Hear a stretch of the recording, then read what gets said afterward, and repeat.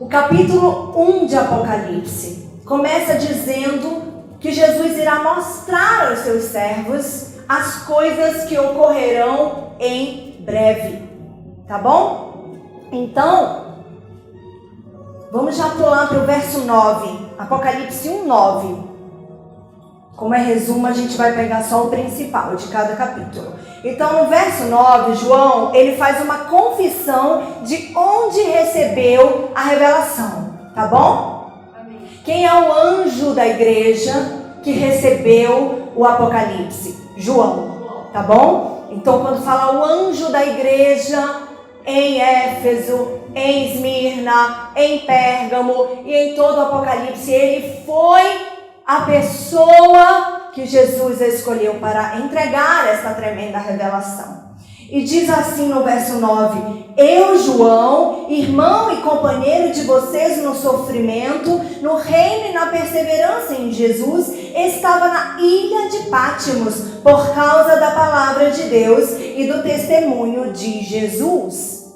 Então ele estava exilado, ele estava preso em Pátimos, uma ilha ali pelos arredores da Grécia. Amém, meus queridos irmãos? E ali naquele tempo de exílio, de sofrimento, de solidão, o Senhor Jesus se manifestou a ele e disse sobre as coisas que ocorreriam em breve. Isso há mais de 2000 anos atrás. Eu quero que você tenha na sua mente nessa noite o seguinte: todo aquele que não é judeu é gentil. Amém? Amém. Então você tem que dividir o seu pensamento nessa linha para entender todo o resto.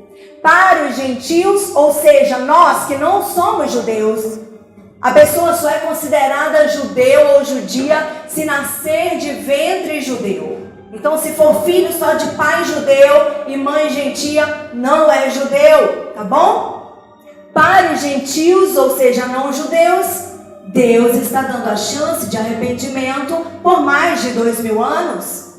Para os judeus, Deus tratará nos 7 anos de tribulação, os últimos 7 anos da humanidade, em sua composição caída, em sua composição de queda, desde que Adão come do fruto, tá bom? Então, gentios, mais de 2000 anos de chance. Judeus, 7 anos terão de chance. Jesus tratará com os judeus por 7 anos. E com o resto da humanidade ele está tratando há quase 2020 anos, ou mais ou menos, porque tem margem de erro aí, tá bom? Então, este é o princípio básico para entender tudo. Quantos entenderam? Amém. Então, aqui, alguém é judeu aqui? Alguém nasceu de ventre judeu? Então nós somos todos gentios. Se você é judeu e está me assistindo, Deus vai tratar com você na tribulação, infelizmente. A não ser que você vá para ele agora, né? Vai ter um remanescente aí. Então vamos para o verso 10. Uma pista sobre o dia do Senhor. Diz assim, Apocalipse 1:10. No dia do Senhor, achei-me arrebatada em espírito e ouvi por trás de mim uma forte voz como de trombeta. Pula para o verso 19, também merece destaque. Escreva as coisas que você viu, tanto aos presentes como aos que estão por vir.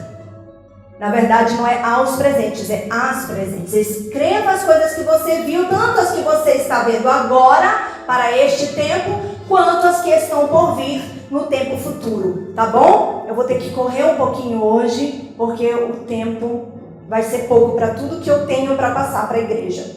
Então vamos para o Apocalipse capítulo 2, tá bom? Neste capítulo, carta às igrejas, começa no 2 e termina no 3. Que igrejas? Éfeso, Esmirna, Pérgamo e Tiatira.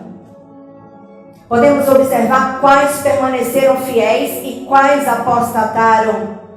Nesse meio aí dessas 4, Éfeso, Esmirna, Pérgamo e Tiatira, apenas Esmirna não recebeu nenhuma admoestação, tá bom? Não recebeu nada negativo, tá bom? Mas é a igreja martirizada, foi a igreja que experimentou a primeira morte, a morte em carne. Mas Jesus fala a essa igreja: se te manteres fiel, não sofrerás o dano da segunda morte, tá bom? E como vemos, a situação das igrejas locais ainda naquele tempo já podia ser considerada alarmante. Eu não vou ler igreja por igreja porque é um resumo, mas depois você pode ler o que Jesus deixou escrito para as 7 igrejas da Ásia, tá bom? Capítulos 2 e 3 de Apocalipse. Então, o que a gente tem que saber aqui, tá? Das 7 em si, no capítulo 2, somente Esmirna não recebeu a admoestação. No capítulo 3, Filadélfia. Então, das 7 igrejas, somente Esmirna e Filadélfia se mantiveram fiéis. Qual a diferença entre essas duas igrejas? Esmirna morreu martirizada. Filadélfia será arrebatada em vida. Filadélfia será a única igreja que não experimentará nem a primeira morte. Então ela vai ser arrebatada viva. Se nós estivermos aqui na terra no dia do arrebatamento, nós seremos arrebatados vivos. Nós não chegaremos a morrer. Olha que maravilha, gente. Deus é fiel, aleluia. Tomara que a gente esteja vivo, né? Eu quero muito. Mas também, se a gente morrer, nós vamos encontrar com Filadélfia naquele grande dia, tá bom? 1 Tessalonicenses capítulo 4, a partir do verso 14 até o 18 fala sobre isso. Depois você pode ler, tá bom? Então, algumas igrejas misturavam qualidades com certo nível de apostasia. Mas a última, olha qual é a última, Laodiceia, né? Infelizmente, a nossa inimiga número 1 de Filadélfia estava tão corrompida a ponto de Jesus querer vomitar de sua boca. Você pode ler agora, lá no capítulo 3, desce o seu olho para o capítulo 3. E o que nos mostra isso, gente? Jesus falar que quer vomitar uma igreja de tão corrompida que ela está, de tão nojenta, né? Que o fato de uma igreja local ter sido fundada por um apóstolo ou discípulo não implica em uma incondicional fidelidade, como se fosse infalível e livre da possibilidade de apostasia, muito pelo contrário. Então, o que significa essa observação, meus amados irmãos? Laodiceia foi fundada por apóstolos realmente que caminharam com Cristo, que estavam ali, ou que ouviram falar do que Jesus tinha feito em sua vinda em carne, porém apostataram. Por quê? Nós temos livre-arbítrio. Muitos de nós podemos começar ungidos, bem no chamado ou no propósito, e no meio do caminho nos corromper por N fatores. Amém? Quantos estão entendendo? Glória a Deus. Lá no capítulo 3, cartas às igrejas de Sardes, Filadélfia e Laodiceia. Detalhe importante, essas 3 igrejas estão na terra agora. Então vai haver uma triagem com o arrebatamento e a tribulação para essas 3 igrejas, tá bom? Filadélfia sobe no arrebatamento.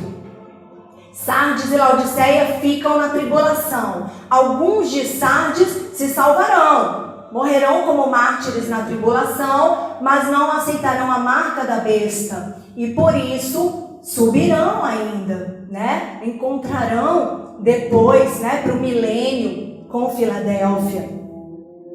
E Laodiceia é a igreja que muito provavelmente vai aceitar a marca da besta. Quem aqui assistiu a novela Apocalipse da Record? Então lá a gente via uma personagem, lembra dela, a Laodiceia? Eu não lembro qual é o nome da atriz. Ela era aquelas fervorosas de igreja. Sabe aquelas irmãzinhas do coque? Ela era casada com um pastor. Ela estava na direção de um monte de coisa na igreja local. E aí veio o arrebatamento, ela não subiu. Por quê? Ela era fofoqueira. Ela era ambiciosa, ela queria cada vez mais. Só que na tribulação ficou ela e o marido, o pastor. Eles não subiram no arrebatamento, mas ele foi com Sardes. Ele morreu metralhado. Quem viu essa cena? Foi muito forte. Pastor Jonas, quem lembra? Ele morreu metralhado, gente, pelo anticristo.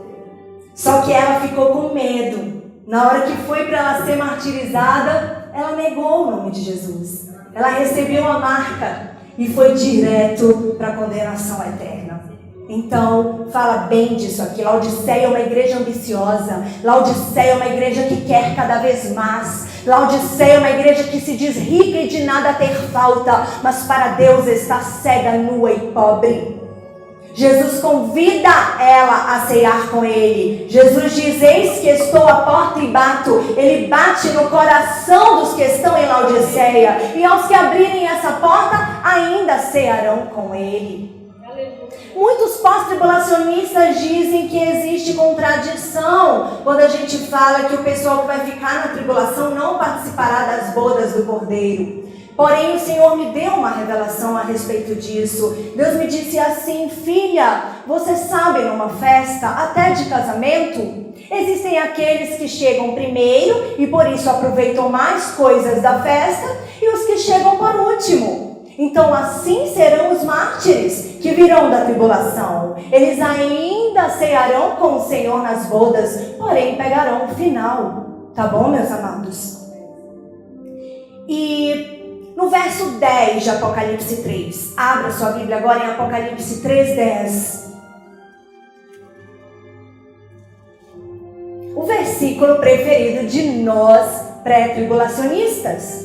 Acredito que aqui só tem pré. Quem acha que a igreja passa os 7 anos de tribulação? Quem acha aqui que a igreja verdadeira passa? Ninguém, graças a Deus. Quem acha que a igreja será arrebatada antes dos 7 anos? Amém. Aleluia, então somos todos prés. Glórias a Deus.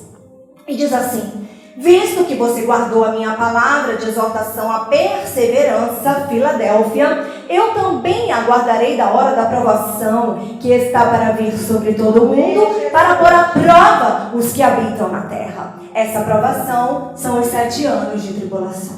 Então aí está a prova viva. Só não vê quem não quer. E pasmem, muitos fazem questão de ser cegos para este versículo. E até nos chamam de loucos, que interpretamos errado. Bom, só vai ter um jeito de saber naquele grande dia, não é, amados? Se a gente subir, eles que estavam errados. Se a gente ficar, eles que estavam certos. Embora desde o primeiro capítulo o apóstolo João trabalhe com alegorias, é a partir deste capítulo, o 4, que a coisa começa a ficar bem mais simbólica, cheia de enigmas e mistérios a serem desvendados por detrás de uma linguagem literal, tá bom? Alguns identificam os 4 seres viventes, vamos lá, como sendo os 4 evangelhos. Então, no capítulo 4 de Apocalipse, fala dos 4 seres viventes, certo? Alguns identificam como os 4 evangelhos. Quais são? Mateus, Marcos, Lucas e João, tá bom? Mateus, o anjo, Marcos, o leão, Lucas, o touro e João, a águia. E o apóstolo João ainda nos fala dos 24 anciãos, lá no verso 10 de Apocalipse 4. Número 24 na numerologia hebraica, 12 mais 12. 12, número das tribos de Israel, amém? E também o número de apóstolos. Pode representar 2 alianças ou pactos de Deus para com a humanidade. A antiga aliança, Torá, Velho Testamento, com Israel, com os judeus. E a nova aliança, Novo Testamento, com a igreja. Amém? Amém. Quantos estão gostando? Dê um aleluia aí. Me ajuda que hoje vai ser, gente, eu preciso de vocês aqui. Vamos lá. Então, João também fala dos 7 Espíritos de Deus, verso 5 de Apocalipse 4, que também é simbólico e não pode ser de modo algum confundido com o Espírito Santo, tá bom? Que é a terceira pessoa da Trindade. Então, são 7 espíritos aí. Podem ser espíritos de pessoas que já estão com Ele, com o Senhor, amém? Mas não é o Espírito Santo. O Espírito Santo é Espírito Santo, tá bom? Estes 7 espíritos remetem a Isaías 11, 1 a 2. Não precisa abrir, eu vou ler aqui para a gente não sair de Apocalipse. Então, Isaías capítulo 11, versos 1 e 2 diz: um ramo surgirá do tronco de Jessé, e das suas raízes brotará um renovo. O Espírito do Senhor repousará sobre ele, O Espírito que dá sabedoria e entendimento. O Espírito que traz conselho e poder. O Espírito que dá conhecimento e temor do Senhor. Aleluia. Quem é o tronco de Jessé? Jesus. Jesus é a raiz de Jessé. Jessé foi quem? O pai de Davi. Jesus é a raiz de Davi. Ele diz lá em Apocalipse 3 a Filadélfia: eu tenho a chave que pertencia ao rei Davi. E quando eu abro, ninguém pode fechar. E quando eu fecho, ninguém pode abrir. Então tudo faz sentido. O Velho e o Novo Testamento anunciam Yeshua como Mashiach, como Messias bendito. Jesus para nós gentios e Yeshua para os judeus. Aleluia. Ambos significam salvação. Amém. Em Apocalipse 5, este capítulo começa com um relato interessante. O livro da vida selado, que só podia ser aberto por uma única pessoa, Jesus. Versos 1 a 5 fala do livro. João chorou porque ninguém era digno de abrir o livro e desatar os 7 selos. Mas o anjo diz para ele: não chores, eis que o leão da tribo de Judá, a raiz de Davi, venceu e tem as chaves do inferno e da morte. Aleluia, esse é o nosso Deus. Só Jesus pode salvar e nos dar o direito de ter os nossos nomes escritos no livro da vida. Ninguém era digno nem de olhar para o livro, irmãos. Olha que coisa maravilhosa. Vamos abrir em Apocalipse 5, versos 3 e 4. Amém. Diz assim: mas não havia ninguém, nem no céu, nem na terra, nem debaixo da terra, que podia abrir o livro ou sequer olhar para ele. Eu chorava muito, porque não se encontrou ninguém que fosse digno de abrir o livro. Então, Jesus recebe este livro. Verso 7. E é adorado pelos 24 anciãos e pelos 4 seres viventes. Cada ancião tinha nas mãos o incenso, que eram as orações dos santos. Alguém pode ler o verso 8? Vamos ler o verso 8 de Apocalipse 5. Deixa eu escolher aqui alguém que lê bem para eu colocar o microfone. Vamos lá. Rosinete.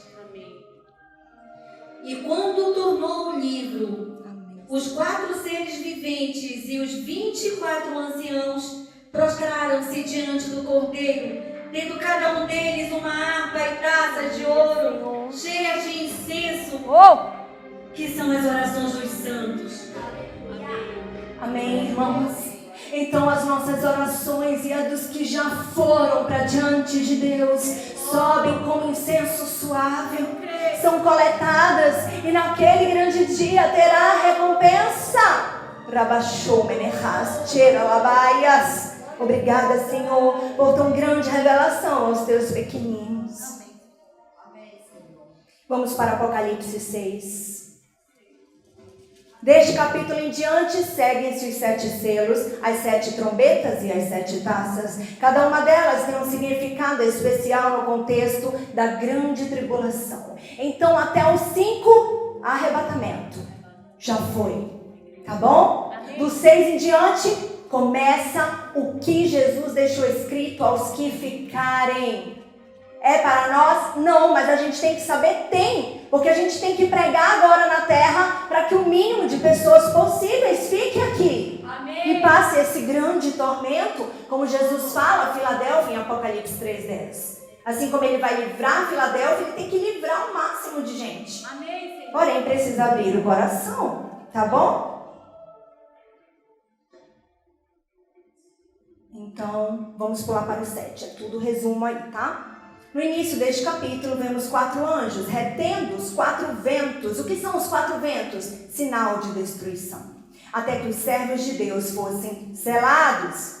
É aí que entra a figura dos 144 mil selados, né?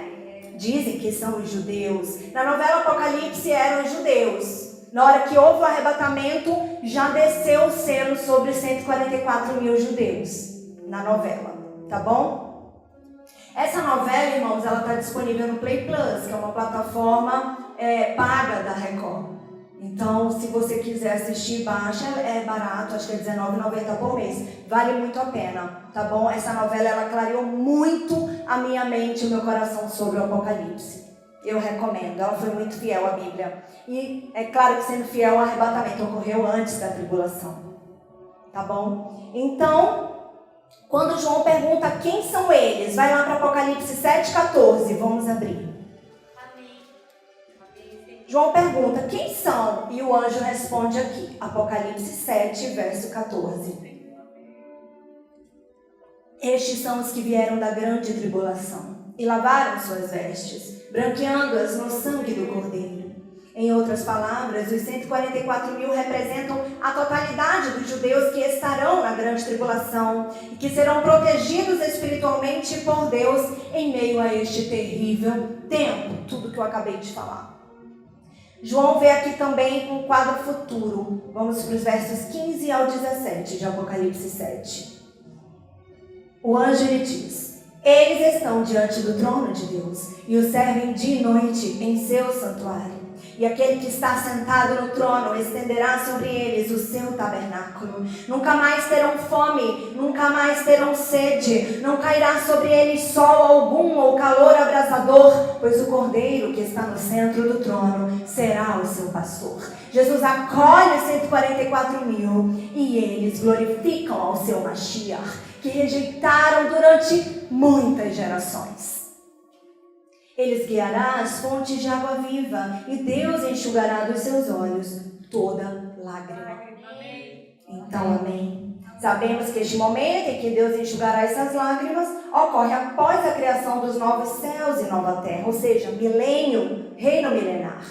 No término do milênio, que está lá, a gente vai ver em Apocalipse 21, tá? E também a linguagem sobre Deus fazer o seu tabernáculo entre os homens. Jesus é o tabernáculo de Deus, tá? O que era o tabernáculo? Era a tenda em que os judeus habitavam. Então Jesus passa a tabernacular com a humanidade. Ele passa a ser a tenda que a gente habita, tá bom? Através do nosso coração quando o recebe como Salvador. E também a linguagem de não ter mais sede ou calor e o rio da vida, que a gente vai ver lá no último capítulo, que é o 22. E fala também um pouquinho sobre os serviços do santuário. Isso é um quadro futuro, depois que acontecer tudo. Arrebatamento, tribulação, e então virá o Armagedon, o milênio. Tá bom? Na verdade, o milênio e por último o Armagedon. Confundiram. O Armagedon é a última batalha, é a batalha final. Apocalipse 8. Um anjo traz um incensário de ouro com as orações dos santos. Orações essas que subiram à presença de Deus. Versos 3 e 4 de Apocalipse 8. Assim começa a segunda fase, a das 7 trombetas. Deixa aí aberto no capítulo 8, tá bom?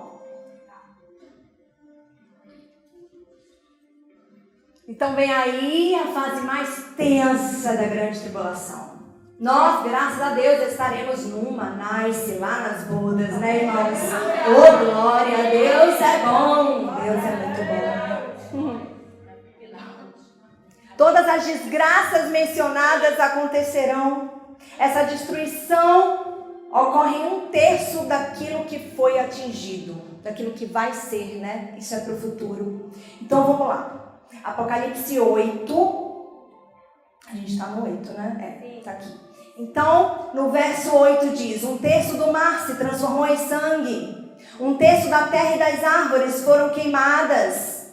1/3 das criaturas marinhas morreram. Está descendo, na verdade, versos 7, 8 e 9. Tá? 1/3 das embarcações foram destruídas. 1/3 das águas se tornam amargas. E assim por diante. O verso 12 lança mais luz a essa concepção de 1/3. Vamos ver, Apocalipse 8:12 diz que o quarto anjo tocou sua trombeta e foi ferido 1/3 do sol, da lua e das estrelas, de forma que 1/3 deles escureceu, 1/3 do dia ficou sem luz e também 1/3 da noite. O sentido dessas calamidades, expresso pelo som do ai, Apocalipse 8:13. Vamos lá. Enquanto olhava, ouvi uma águia que voava pelo meio do céu e dizia em alta voz: ai, ai, ai dos que habitam na terra. Estão gemendo de dor, gemendo de nível de catástrofe, de tragédias que a terra vai sofrer. Amém? Amém. Vamos para o capítulo 9. Inicia dizendo que uma estrela, um anjo, havia caído do céu sobre a terra. Quem é esse anjo? Lúcifer, o anjo caído, o demônio. E que essa estrela, foi dada a chave do abismo. Vamos ver o que diz Apocalipse 9:1? Quem vai ler? Pastor Júlio aqui. Apocalipse 9:1, leia por favor. O quinto anjo tocou a trombeta e viu uma estrela caída do céu na terra, e foi-lhe dada a chave do poço do abismo. Amém. Então o capeta vai receber aí a chave, vai fazer a festa. A humanidade vai estar sobre o domínio dele, o sonho dele, né? Desde que antes que Deus criou a humanidade. Deus vai dar o direito dele fazer tudo isso com a terra. Porém vai poupar os seus. Amém? No nosso livre-arbítrio não toca. Os que já foram arrebatados, ele vai ter que esperar o arrebatamento do diabo para poder se manifestar na trindade satânica, que é quem? Satanás, anticristo e falso profeta. E aos que ficarem, vão poder escolher. Ou recebe a marca da besta e atesta o passaporte só de ida para o inferno, ou morre pelo nome do Senhor Jesus e ainda tem direito de entrar no milênio. Tá bom? É basicamente isso. Então é provável que esse abismo aí descrito, que o pastor Júlio leu, seja o mesmo Tártaro que Pedro mencionou em sua epístola. O que é epístola? Uma pequena carta. É uma carta menor, tá bom? Ao falar sobre os anjos caídos em prisão. Tá lá em 2 Pedro 2,4. Não vamos abrir, tá bom? Estamos com pressa, temos muito o que ver nesta noite. Sabemos que os demônios em geral estão soltos nos ares. Efésios 6,12, né? A nossa guerra não é contra carne e sangue, mas contra principados e potestades invisíveis do ar. Tá bom? Inclusive bramando ao nosso redor como um leão eles estão. 1 Pedro 5,8 fala isso. Então, estão soltos no ar, porém há anjos caídos que estão presos. Tá bom, irmãos? E diz também lá em Gênesis 6, dos versos 1 ao 4. E Judas também faz menção em sua epístola. Não é o Judas Iscariotes, tá? É outro Judas que escreve uma das cartas que antecede o Apocalipse. Vamos ver essa carta de Judas. Não precisa abrir, só ouça com atenção. Judas capítulo 1, verso 6. E aos anjos que não conservaram suas posições de autoridade, mas abandonaram sua própria morada, ele os tem guardado em trevas, presos com correntes eternas para o juízo do grande dia. Então bate com o que o pastor leu em Apocalipse 9, tá bom?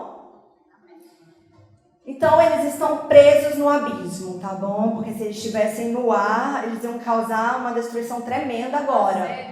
Então eles têm que estar presos. Olha o nível desse demônio. Você pensa que eles vão ser soltos na grande tribulação. Eu quero estar na glória junto de Jesus. Nos últimos 3 anos e meio, esses demônios passam a atuar, piorando ainda mais as coisas. Simbolizados na figura do gafanhoto, que era usado no Antigo Testamento como uma figura de linguagem para o diabo. O que o gafanhoto faz? Devora plantações, certo? Então ele é a figura do cão mesmo, tá? Lá em Malaquias 3:11 fala dele. Então foi dado poder como dos escorpiões a esses demônios. No entanto, Deus protegerá os 144 mil selados. Já falamos. Versos 14 e 15 de Apocalipse 9. Mostram 4 anjos caídos sendo soltos para matar 1/3 da humanidade. Apenas, né, irmãos?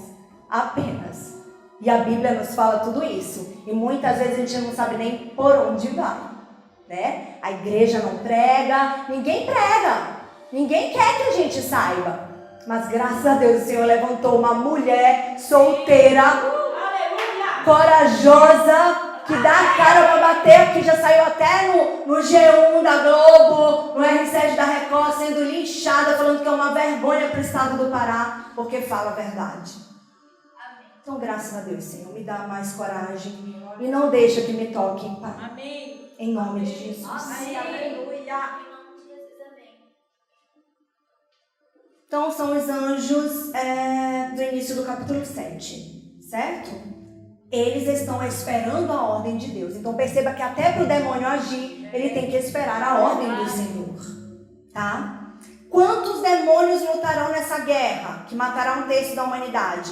200 milhões. Está lá no verso 16 de Apocalipse 9. E está naquela música que a gente canta das 7 trombetas, né? E quando pela 6ª vez a trombeta tocar, 200 milhões de anjos do inferno virão. São eles cavaleiros da destruição, matando a terça parte da população. Então é isso aqui, tá? Apocalipse 10, capítulo que não apresenta muitas novidades, pois basicamente é uma anunciação do que vai vir em seguida. Isto é, a volta de Jesus e a consumação de todas as coisas. Na verdade, isso é importante, né, amados? Sim. Porque ele veio, ele morreu, ele ressuscitou e ele voltará. Para quê? Para cumprir a sua palavra, para cumprir a sua justiça, para cumprir a justiça que a terra espera há mais de 6.000 anos. Está repreendido, demônio. Sai das ondas do som, que não és bem-vindo neste lugar. Amarrado. Apocalipse 10, 9. Vamos lá. João começa a comer, né? Senhor Jesus dá uma coisinha lá para ele comer. E olha aí o que acontece. Apocalipse 10, 9. Pegue e coma, João. Ele será amargo em seu estômago, mas em sua boca será doce como mel. O que é esse sabor doce? A aparência de uma coisa boa e agradável. E o sabor amargo? O conteúdo real deste sistema maligno que traz sofrimento aos homens.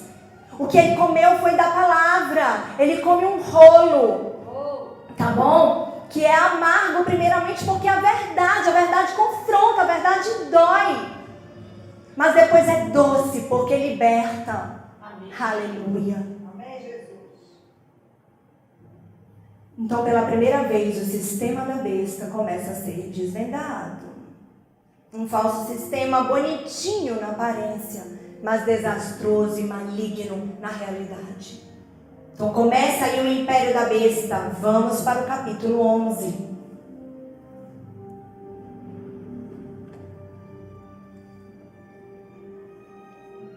Corre o olho lá para o verso 2 de Apocalipse 11. Aumenta um pouquinho o fundo, irmã. Oh, glória, aleluia. No verso 2, João afirma que os gentios pisariam a cidade santa durante 3 anos e meio, que é a segunda metade da tribulação. O que significa que nesta segunda parte da guerra, Israel será invadido. O dodói de Deus será invadido. O dodói de Deus vai chorar, vai prantear, vai lamentar.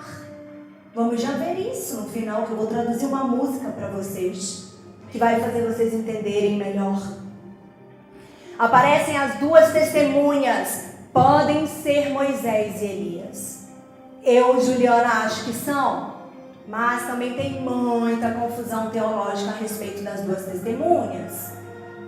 Tá bom? Mas a palavra, ela fala em determinados trechos e dá a entender que são esses 2, que vão voltar para pregar a Israel.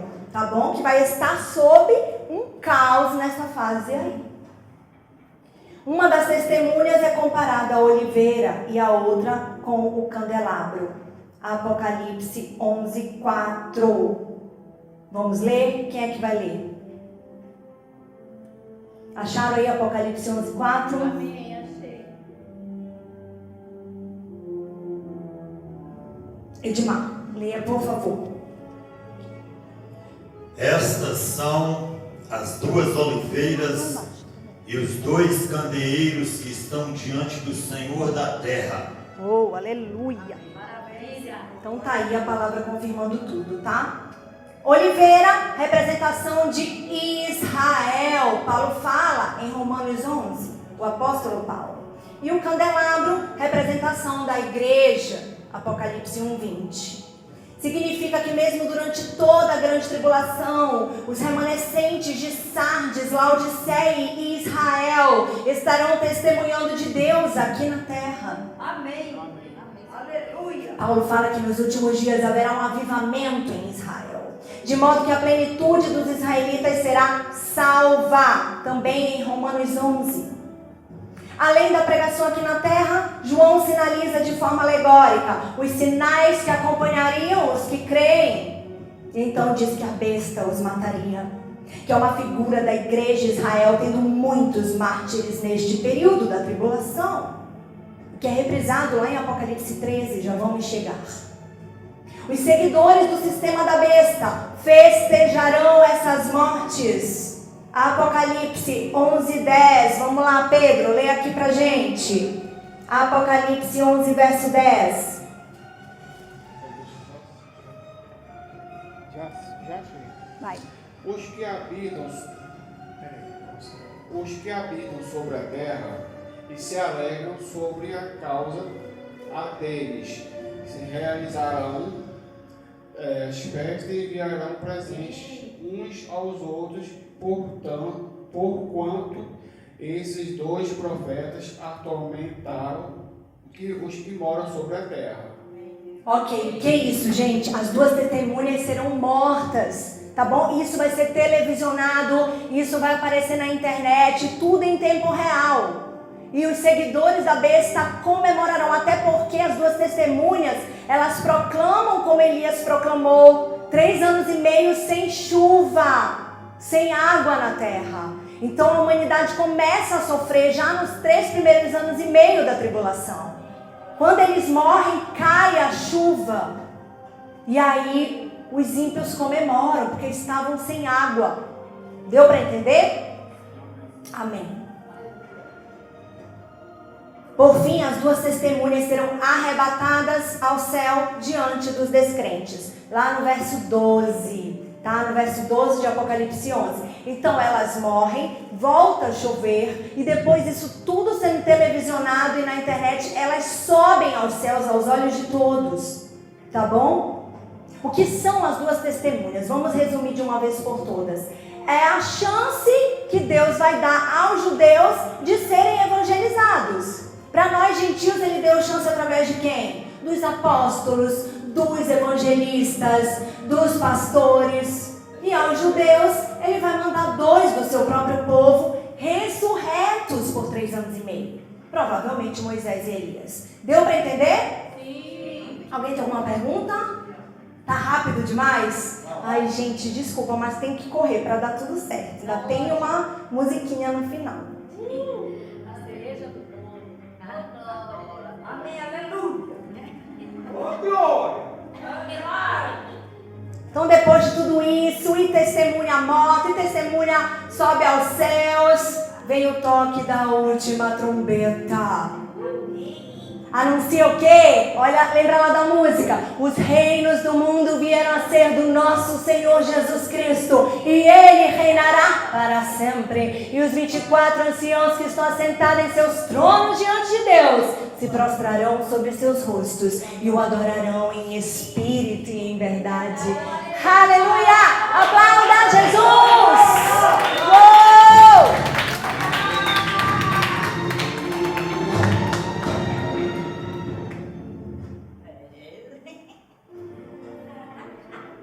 Já no verso 17 de Apocalipse 11 começa a falar do milênio. João abre um parêntese para tratar de outros acontecimentos que ocorreram antes deste tempo. Vamos para Apocalipse 12. Já pregamos várias vezes aqui, teve um culto temático só sobre Apocalipse 12. Quem não se lembra da mulher vestida de sol, com a lua debaixo dos pés e uma coroa de 12 estrelas na cabeça? Então, quem é essa mulher? Israel. Isso dá muita confusão também entre os teólogos. Eles insistem que a mulher é a igreja. Irmãos, a mulher não é a igreja. Tanto que o ventre é feminino. Tipologiza isso. É como eu falei, se o meu pai fosse judeu e a minha mãe cristã, eu não seria judia. Somente se eu tivesse nascido de mulher judia. Então a mulher é Israel. Deus trata muito de Israel como uma mulher. Quem não se lembra de Olá e Olibá? Lá em Jeremias 23, se eu não me engano, que fala das duas filhas amadas dele que se corromperam, né, com os soldados assírios, compara elas até a prostitutas. Israel é sempre tratada no feminino por Deus. Vamos descobrir isso? Apocalipse 12:1. Aumenta aí o suspense, aumenta aí o suspense. Apareceu no céu um sinal extraordinário. Em outras linguagens, um grande sinal no céu. Uma mulher vestida de sol, com a lua debaixo dos seus pés e uma coroa de 12 estrelas sobre a cabeça. Sabe onde mais tem um relato do sol, lua e 12 estrelas? Gênesis 37:9. Esse vale a pena a gente ler, gente. Só que não era legal tirar. Deixa sua Bíblia marcada lá em Apocalipse 12 e vai para o Gênesis 37:9. É importante. Relata um sonho de José que nos dá a chave que a mulher é Israel. Uma aguinha aqui para mim, por favor, que eu estou falando muito rápido. Né, tá acabando, deixa eu tomar não. Eita Deus! O pessoal aí na internet está gostando, hein? Manda aí comentários. Thalita, lê aí pra mim. Gênesis 37, verso 9. Olha aí o cavaleiro. Cavaleiro descendo aí. Nessa segunda vinda. Olha aí.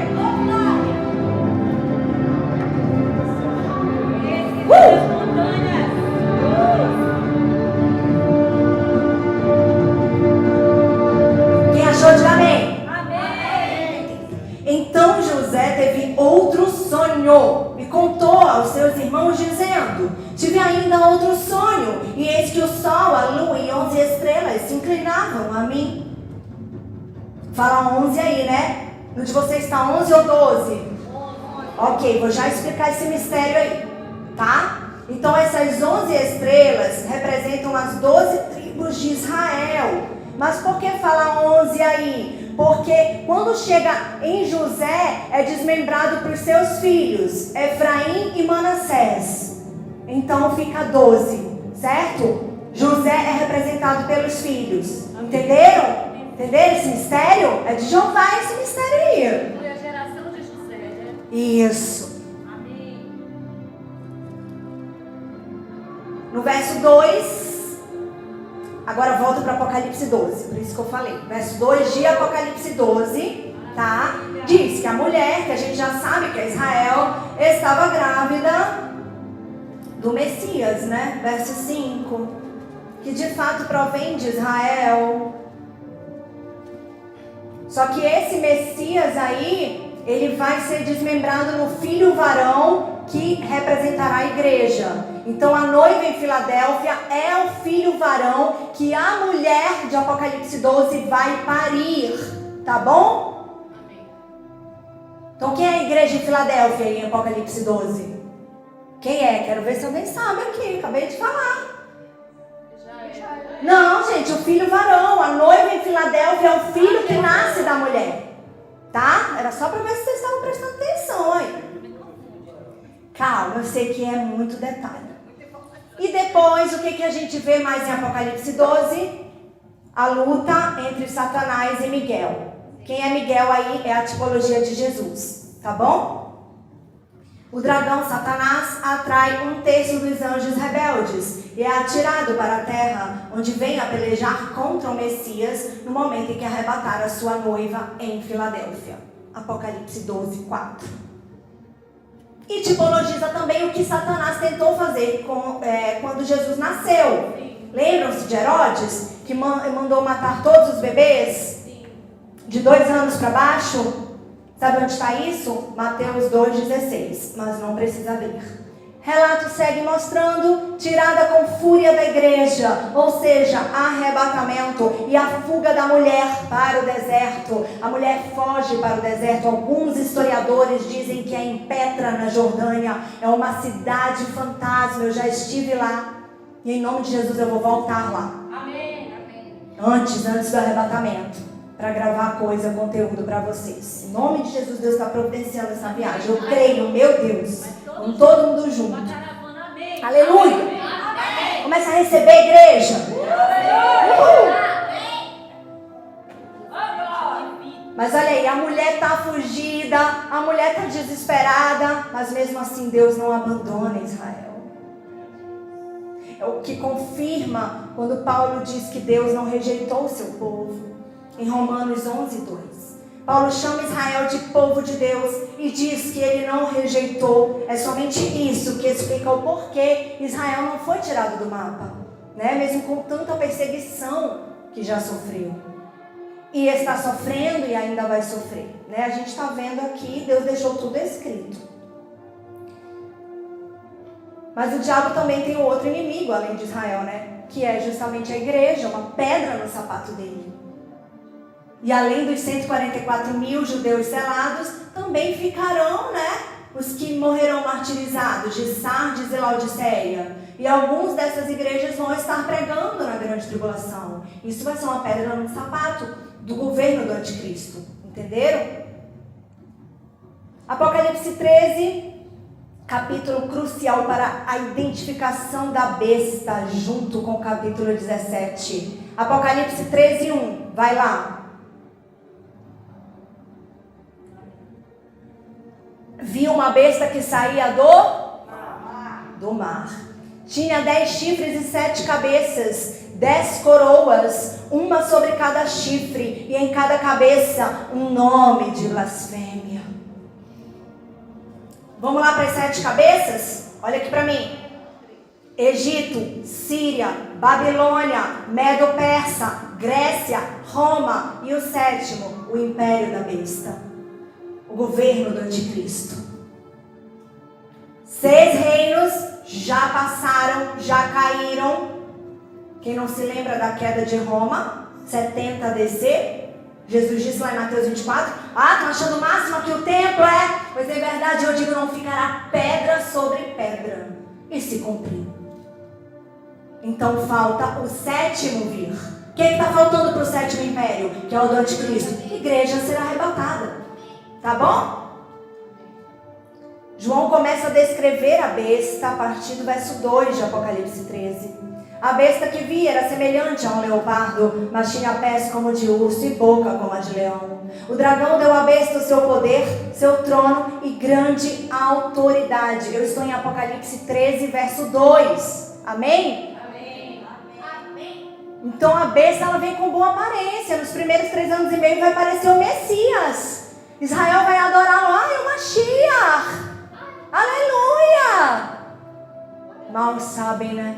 Quando disserem paz e segurança, quando estiverem lá bonitinhos no 3º templo que eles tanto sonham, virá repentina destruição. E essa besta, João diz que ela parecia ter sofrido uma ferida mortal. Vai lá para Apocalipse 13, dos versos 1 ao 3, já vimos, né? Besta que saía do mar, tinha 7 chifres, 7 cabeças. Eita, eu tô falando tudo errado. Tinha 10 chifres e 7 cabeças, perdão.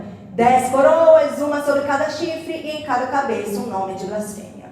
A que vi era semelhante a um leopardo e tinha pés como de urso e boca como a de leão.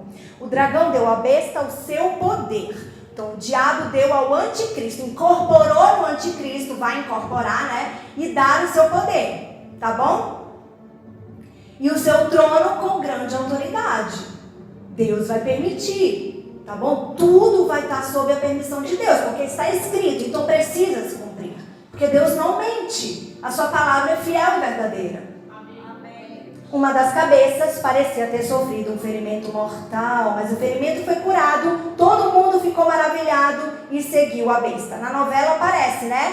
O anticristo está lá num carro na rua, aí leva um tiro no olho e aí morre. Quando chega no velório ele ressuscita, tá tudo televisionado, maior onda. Quem viu a novela viu bem essa cena, foi muito forte inclusive, tá?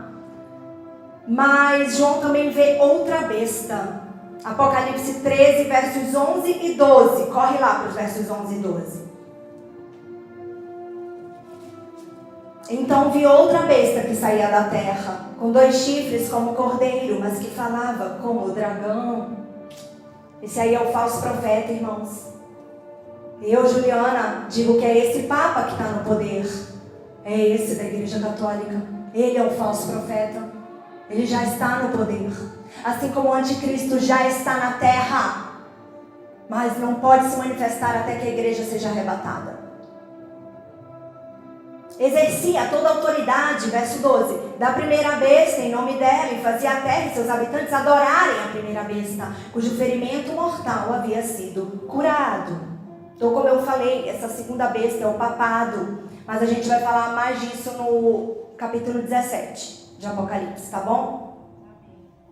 E essa segunda besta fará uma imagem de escultura para ser adorada da primeira besta, que é o anticristo. E isso para piorar dentro do templo dos judeus. Olha essa onda, gente, não dá para estar aqui não. Não fica aqui não para ver isso, vai ser terrível. Uma profanação sem tamanho. Então é só a gente parar para pensar, né? Quem aqui ama uma imagem? Católicos? Eu tenho que falar, Chopin. Tem que falar, não. Os evangélicos não cultuam imagens, então estão isentos dessa possibilidade, tá bom? Ou pelo menos não deveriam, né?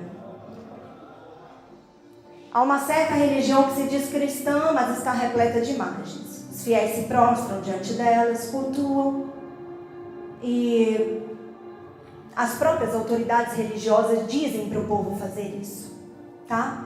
Vamos para o número 666 agora, olha aqui para mim. Ele se aplicará de alguma forma a esse sistema. Qual sistema? O da besta. É lógico que uma vez que esses acontecimentos estão no futuro, vai ser inútil especular, né? Como é que isso vai se aplicar? A Bíblia fala que na testa ou na mão, mas como? Através de um chip? Deixa para quem ficar, né, gente? Sinceramente. Tá? Então a gente não pode saber ao certo. Se o Apocalipse fosse hoje, e eu acho que nós estamos no Apocalipse, nós estamos no fim, seria um chip. Então é mais provável que o 666 seja um chip. Tá? Mas todos estarão conscientes da palavra de Deus. Lembram do último sinal que Jesus falou, lá em Mateus 24? Ide, levai o evangelho a toda criatura, e então virá o fim.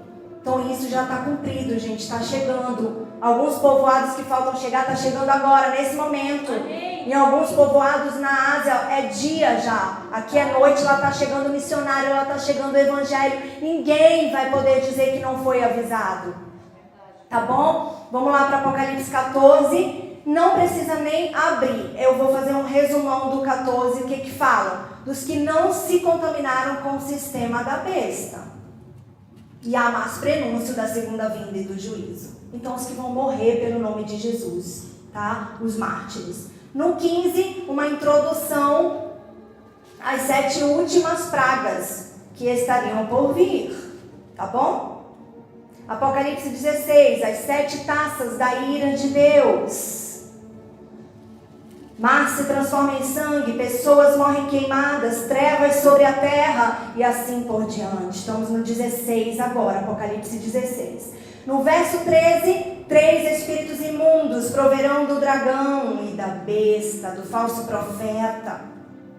E estes espíritos farão sinais miraculosos. O que Paulo diz? Não é maravilha que o próprio Satanás se transforme em anjo de luz e que os seus ministros se transformem em ministros de justiça, os quais o fim será conforme suas obras. Então os demônios vão estar soltos, fazendo operações de milagres, falsas maravilhas. e é bem típico deles, né? Então a gente não se assusta com isso. Forte perseguição a Israel, irmãos, e aos remanescentes cristãos que ficarem nos 7 anos, como eu falei, alguns de Sardes e Laodiceia, tá? E aí esse povo que fica se tornará um só. Então a última taça é lançada ao ar, de onde vem Jesus para livrar Israel e os santos que sobreviveram à grande tribulação. Vamos para Apocalipse 16, versos 17 ao 20. Apocalipse 16, 17 ao 20. Vai mudar aí? Tá bom, mudança de fases, enquanto vocês procuram.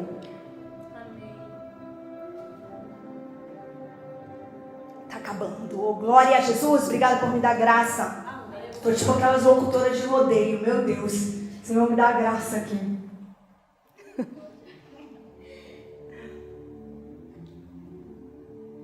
Ok?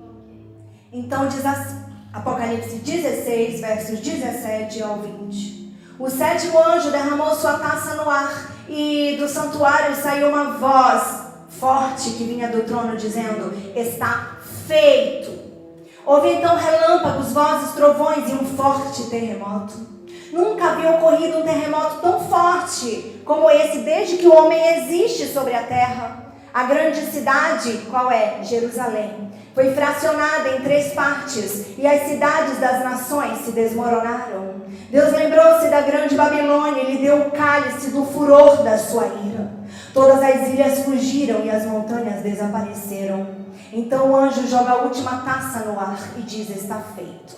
Porque ali mesmo, nos ares, Jesus volta e acaba com toda a tribulação sobre a terra. Aplauda o nome dele. Ele é verdadeiramente o Salvador do mundo.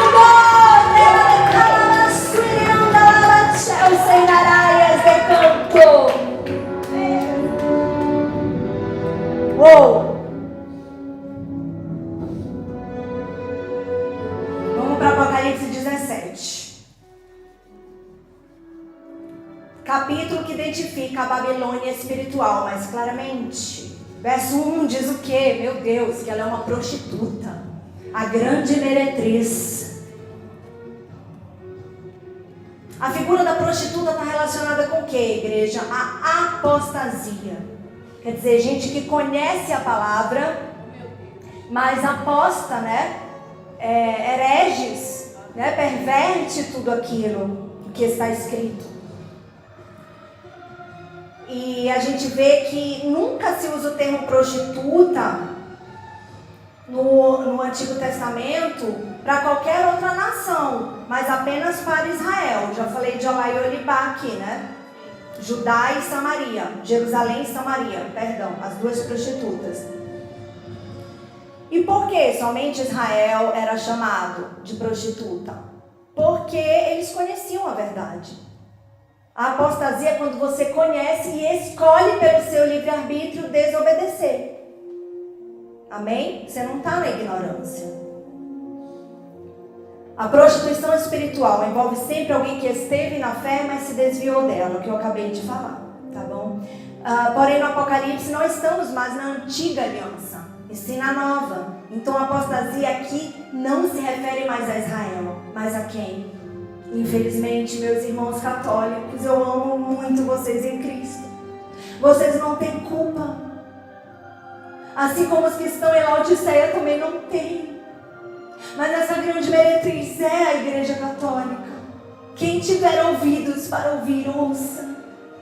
Porque é o Espírito que diz nessa noite.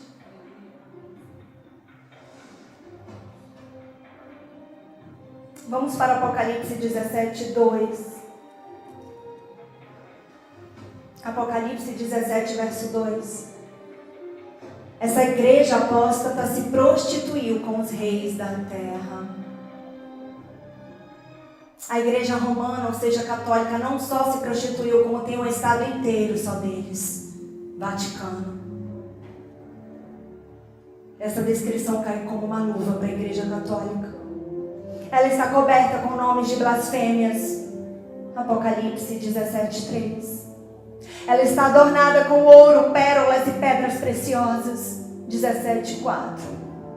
É a mesma que lucrou enormemente na Idade Média, vendendo o perdão dos pecados através de indulgências.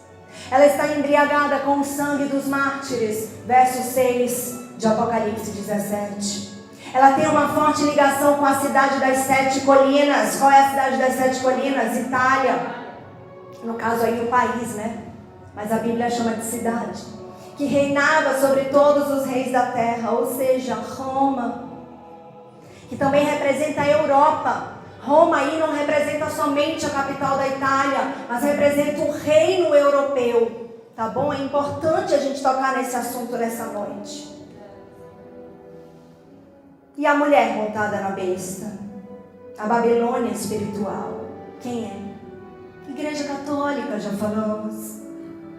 A figura do falso profeta, já falei, é o Papa. Reinará na tribulação junto com o anticristo. Será líder político da trindade satânica.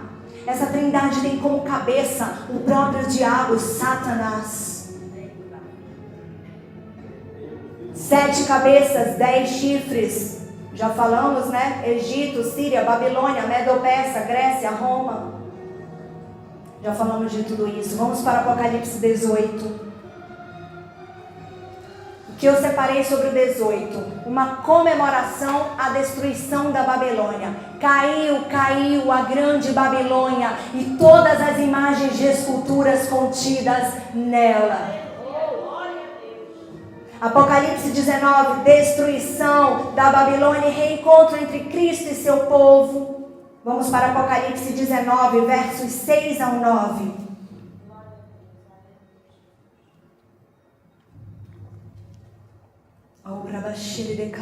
O Senhor me blinda de toda retaliação, Pai. Ninguém vai me tocar, Senhor, nem nessa igreja. Eu repreendo todos os demônios agora, em nome de Jesus. Amém. Aleluia. Amém, Senhor. Glória a Deus. Capítulo 19, versos 6 ao 9 de Apocalipse. Ouvi como que a voz de uma grande multidão, e como a voz de muitas águas, e como a voz de grandes trovões que dizia: Aleluia, pois já o Senhor Deus Todo-Poderoso reina. Regozijemo-nos, alegremo-nos e demos-lhe glória, porque são vindas as bodas do Cordeiro, e a sua esposa já se aprontou. Foi-lhe dado para vestir-se de linho fino, brilhante e puro. O linho fino são os atos dos justos, dos santos. E o anjo me disse: escreva, felizes os convidados para o banquete do casamento do Cordeiro. E acrescentou: essas são as palavras verdadeiras de Deus. Jesus e seu exército destroem os ímpios que haviam restado na terra, e ficam os santos do arrebatamento e da tribulação para a chegada do milênio. O que será o milênio? 1000 anos com Cristo governando a terra, Ele como presidente, nós não mais como carne, mas como seus reis e sacerdotes, governando junto com Ele em um corpo incorruptível.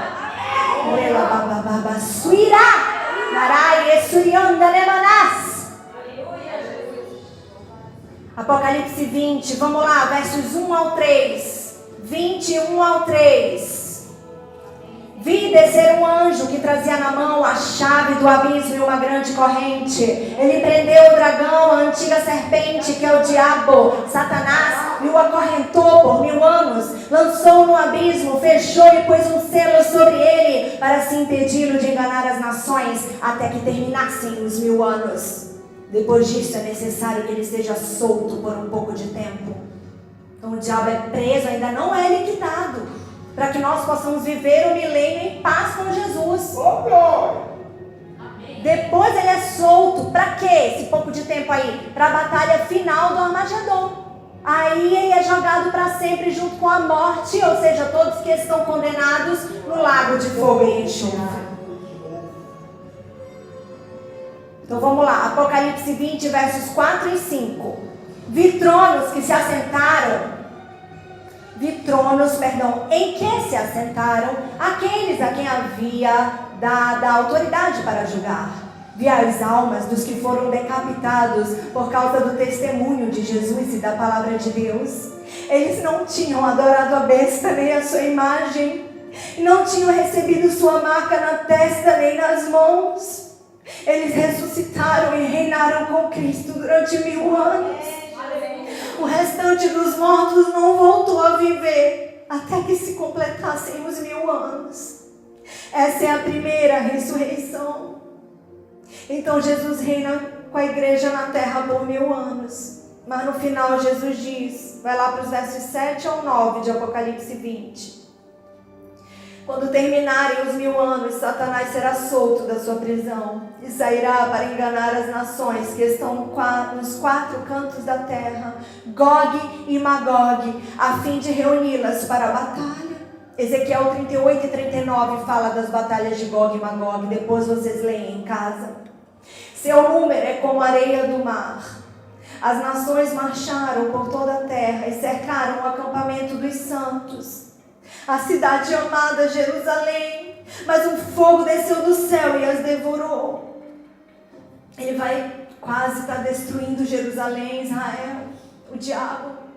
Mas então o Senhor desce e salva mais uma vez o seu povo. Versos 13 e 14 de Apocalipse 20. O mar entregou os mortos que nele havia, a morte e o inferno entregaram os mortos, assim cada um foi julgado de acordo com o que tinha feito. Então a morte e o inferno foram lançados no lago de fogo. Essa é a segunda morte. Vamos para o penúltimo capítulo, Apocalipse 21. A prova que passaremos a eternidade num novo céu e numa nova terra. O mal estará para sempre eliminado, não haverá mais morte. Olha lá, Apocalipse 21, 4. Diz assim: não haverá mais morte, nem tristeza, nem choro, nem dor, pois a antiga ordem já passou. Vitória definitiva da luz sobre as trevas. O mal receberá de uma vez por todas seu golpe mais fatal. Nunca mais mancha de pecado no universo. Eliminação definitiva do pecado e do mal. E fala também no 21 como será a cidade celestial, tá? Com a terra já transformada. Vamos para o 22, chegamos no último capítulo.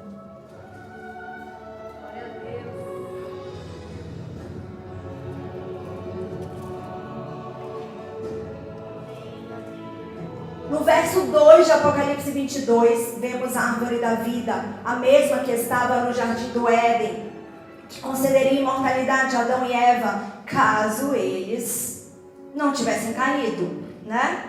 Mas comeram, e por isso foram expulsos do paraíso, o qual foi guardado por anjos, para que nenhum homem tentasse entrar no jardim e comer da árvore da vida. Isso só vai acontecer quando a gente estiver com tudo consumado, tá bom? A gente vai comer daquela árvore.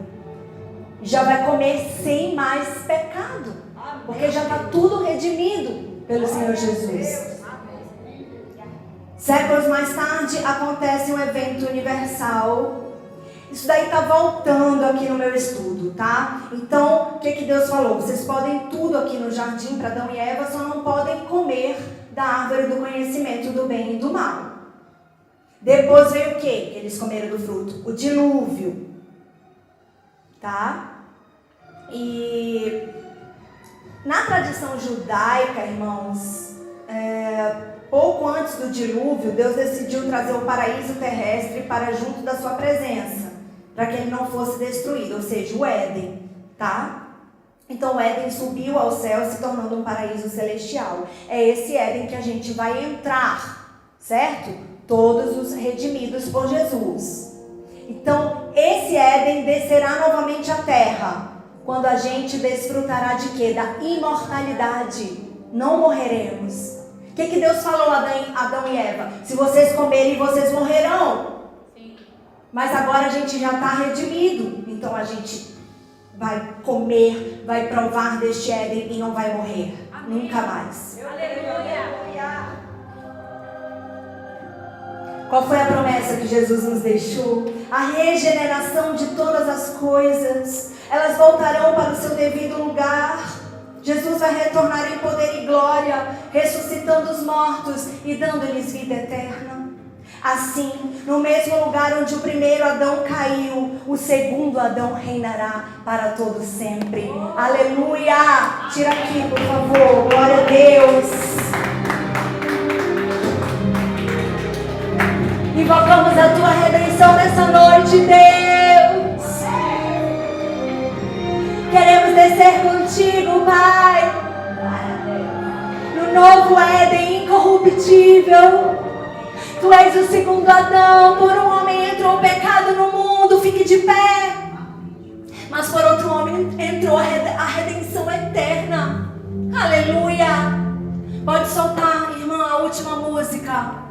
Aumenta um pouquinho. Eu quero que nas palmas você viva esse louvor que eu vou traduzir para vocês. Tá bom? Ele está em inglês, mas eu vou traduzindo. Quero vocês nas palmas, tomando posse de cada palavra que diz. Amém? E assim nós vamos encerrar esta noite maravilhosa. Aumenta um pouquinho mais. Oh, nas palmas, igreja!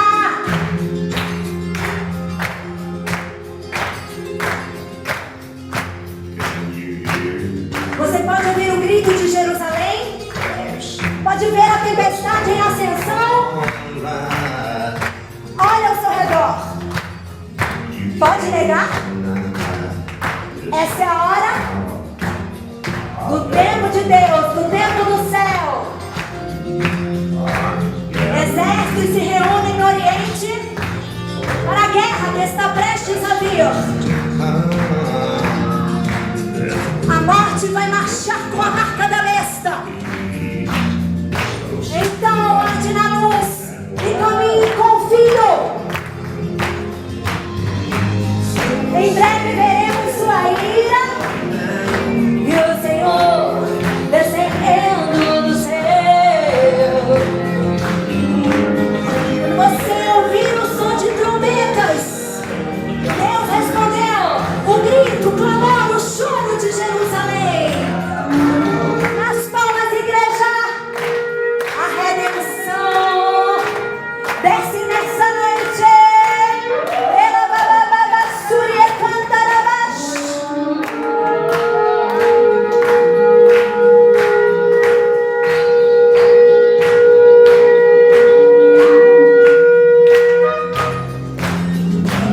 Quando o sol se torna preto, a lua vermelha o sangue e as estrelas caem do céu. A palavra de Deus diz na Bíblia: estamos vivendo, ouvindo os teus voz. Em breve veremos a sua ira e o Senhor descendo do céu. Quando você ouvir o som de trombetas, Deus respondeu o clamor, o grito, o choro de Jerusalém. Deus respondeu o clamor de Jerusalém.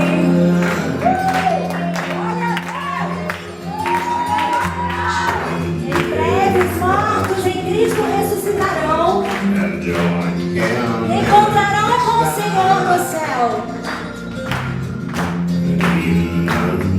Até os incrédulos verão. Deus respondeu o grito, o clamor, o choro de Jerusalém. Deus respondeu o clamor de Jerusalém.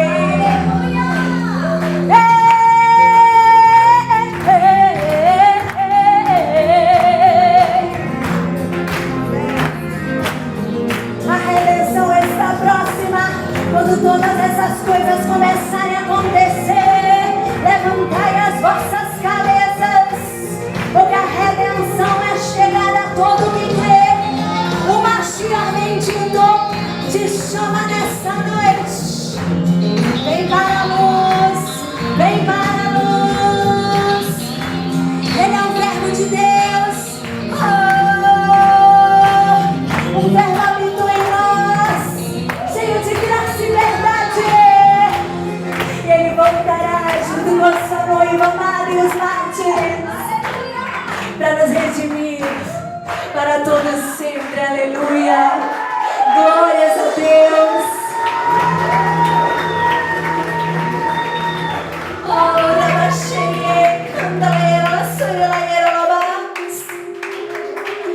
diz o Senhor nessa noite. Amada minha, noiva minha, prossiga. Este recado nessa noite vai ser a todos que estão aqui, os que nos assistem, meus amados do YouTube. Eu nunca imaginei que Deus fosse me mandar pregar uma mensagem dessa. Um dia, e Ele me pediu, pede demissão e prega, porque o tempo está próximo, todas as coisas vão passar, mas a minha palavra permanecerá para sempre. Então é a vocês que eu digo, os que estão aqui, os meus amados de Filadélfia, diz o Senhor, prossiga, busquem o conhecimento da minha palavra. Nessa noite eu entrego a cada um aqui, eu entrego a vocês a chave do conhecimento da minha palavra. Comecem a meditar e vocês entenderão tudo. Eu tiro tudo que impede. Recebe a tua mente agora aberta para o que vem do Senhor. Recebe a tua mente aberta. Tudo você vai começar a compreender a partir dessa noite. Porque o Filho entrou nesse lugar. Ele traz a redenção. Ele te entrega. Deus mandou eu tocar em cada mente e liberar o espírito do entendimento, da profecia. O candelabro de ouro acende a menorá, acende a menorá. Nessa mente acende a menorá, o candelabro de Deus. A menorá é o candelabro, acende com 7 taças de ouro nessa mente, meu Deus. Acende, Pai, para que nunca mais Ele esqueça, Pai, do que foi pregado aqui nessa noite. Acende, acende. Oh, recebe aí, meu irmão.